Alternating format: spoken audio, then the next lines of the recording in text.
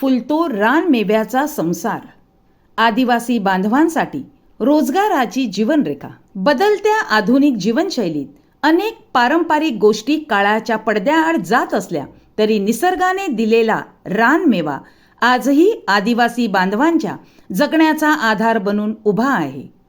उन्हाळा सुरू होताच वसईच्या बाजारपेठांमध्ये करवंद, जांभूळ, ताडगोळे, रानफणस यासारख्या नैसर्गिक फळांची रेलचेल वाढते आणि त्यासोबतच सुरू होतो संघर्ष, मेहनत आणि आशेचा हंगाम. या रानमेव्यामुळे आदिवासी आणि कष्टकरी कुटुंबांना मिळणारा हा हंगामी रोजगार म्हणजे त्यांच्या जगण्याची जीवनरेखा ठरतो.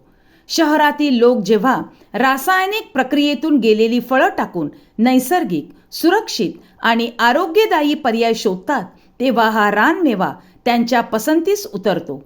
कोणत्याही खतांशिवाय, औषधांशिवाय तयार होणारी ही फळं केवळ चविष्टच नाहीत तर आरोग्यासाठीही लाभदायक मानली जातात. मात्र या गोड फळांमागे दडलेली कटू वास्तवता अनेकांना ठाऊक नसते.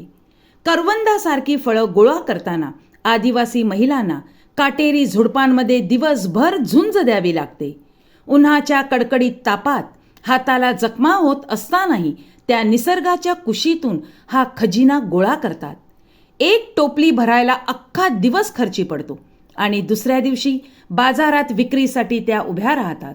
वसईच्या बाजारपेठांमध्ये करवंद, जांभूळ आणि इतर रानफळं साधारण 10 रुपये प्रति वाटा या दराने विकली जातात.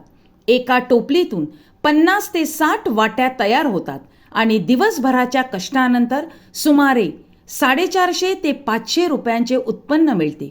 ही रक्कम मोठी नसली तरी अनेक कुटुंबांसाठी तीच उदरनिर्वाहाची महत्त्वाची कडी ठरते. आज या रानमेव्यामुळे केवळ पोट भरत नाही तर शहर आणि निसर्ग यांच्यातील नातेही अधिक घट्ट होत आहे.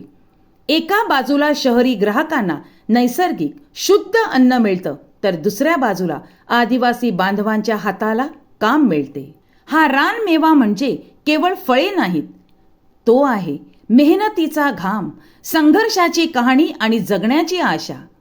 या उन्हाळ्यात बाजारात दिसणाऱ्या प्रत्येक करवंदामागे, प्रत्येक जांभळामागे एका कुटुंबाचा संघर्ष दडलेला आहे आणि कदाचित तोच संघर्ष आपल्या समाजाला अधिक संवेदनशील बनण्याची गरजही सांगतो.